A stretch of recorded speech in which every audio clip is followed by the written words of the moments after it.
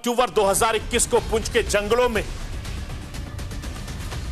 दहशतगर्दों सुरक्षा बलों के बीच 10 दिन तक गोलीबारी चली। जम्मू में आतंकवाद लूटने की यह पहली दहशत 11 अक्टूबर 2021 को हुई। 10 दिनों तक मुठभेड़ और इस मुठभेड़ में 5 जवान हमारे शहीद हुए। जम्मू में आतंकी घटनाओं का सिलसिला लगातार चल पड़ा है। 16 अक्टूबर 2021 को भुट्टा के जंगलों में मुठभेड़ के दौरान 4 और जवान हमारे शहीद हो गए।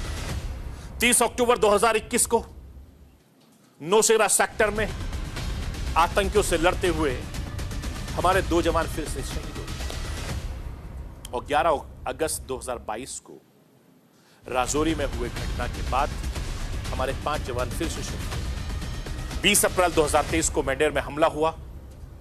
इस हमले में भी हमारे 5 जवान शहीद हुए। 5 मई 2023 को कांडी में हुए एक ब्लास्ट में पैरा कमांडो जवान शहीद हो गए। 22 नवंबर 2023 में राजौरी के धर्मशाल में आतंकी घटना में एक बार फिर से हमारे 5 जवान शहीद हो गए। बेहद अफसोस है, 21 दिसंबर 2023 को पुंछ में आतंकवादियों ने फिर हमला हुआ। इसमें हमारे 1 जवान शहीद हुए। जरा अंदाजा लगाइए किस तरीके से एक के बाद एक हमारे सुरक्षा बल शहीद हो रहे हैं। लेकिन बड़ा सवाल यह है कि हमारा खुफिया इनपुट क्या कर रहा है। सवाल यह उठता है कि इनपुट क्यों नहीं मिल पा रहा, लोकल इंटेलिजेंस क्यों फेल हो रहा है, पुलिस क्या कर रही है, एजेंसीज क्या कर रही है। एक के बाद एक आतंकी हमले हो रहे हैं, लेकिन हमारी एजेंसी क्या कर रही है। मैं राष्ट्र की आवाज के जरिए सवाल पूछ रहा हूं, चूंकि इतने परिवार वालों का दर्द, किसी ने अपना बेटा खोया, किसी ने अपना पति खोया, किसी ने अपना भाई खोया, किसी ने अपना दोस्त खोया। सोचिए इतने हमारे फौजी भाई मरे, उनके घर वालों पर क्या बीत रही होगी। पूरा हिंदुस्तान यह देख रहा है कि एक के बाद एक लगातार हमारे फौजी भाई शहीद हो रहे हैं, हमारे सेना के जवान शहीद हो रहे हैं। और ये दहशतगर्द हमला करते जंगलों में छुप जाते हैं। क्या कर रहे हैं हमारी खुफिया एजेंसी। इनपुट क्यों नहीं मिल पा रहा जिसकी वजह से इन दहशतगर्दों का सफाया हो पाए। कश्मीर के बाद जम्मू में लगातार इस तरीके से हमले होना कई बड़े सवाल खड़े कर रहा है। सियासी दल और लगातार आम हिंदुस्तानी इन हमलों को लेकर लगातार गुस्से में है।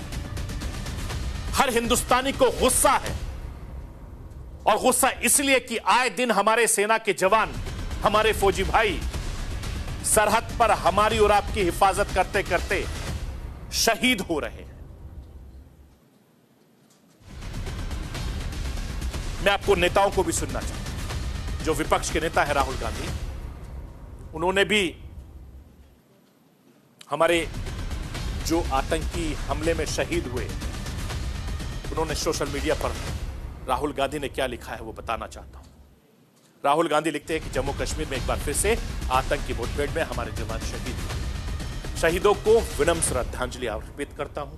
एक के बाद एक ऐसी भयानक घटनाएं बेहद दुखद और चिंताजनक है। लगातार हो रहे ये आतंकी हमले जम्मू कश्मीर की जर्जर स्थिति बयां कर रहे हैं।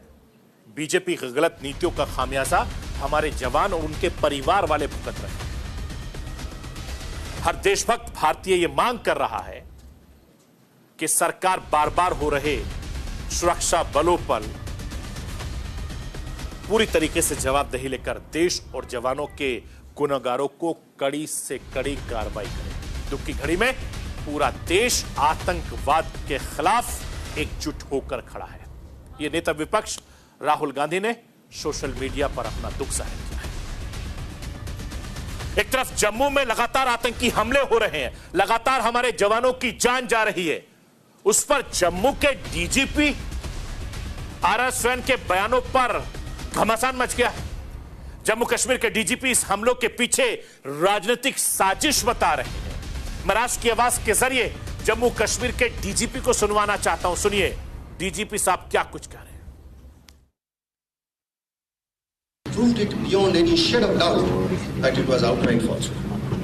The things had come to such a pass that the so-called mainstream parties had started cultivating leaders of terrorist networks through intermediaries and sometimes directly to further their electoral prospects. It is the unflinching stance and strategy of the Government of India and the armed forces and police and the law enforcement, backed by a latent population since last several years, that this duality and dubious duplicity will be put to an end, or an attempt made towards it, which has put the national security adversary in the back foot.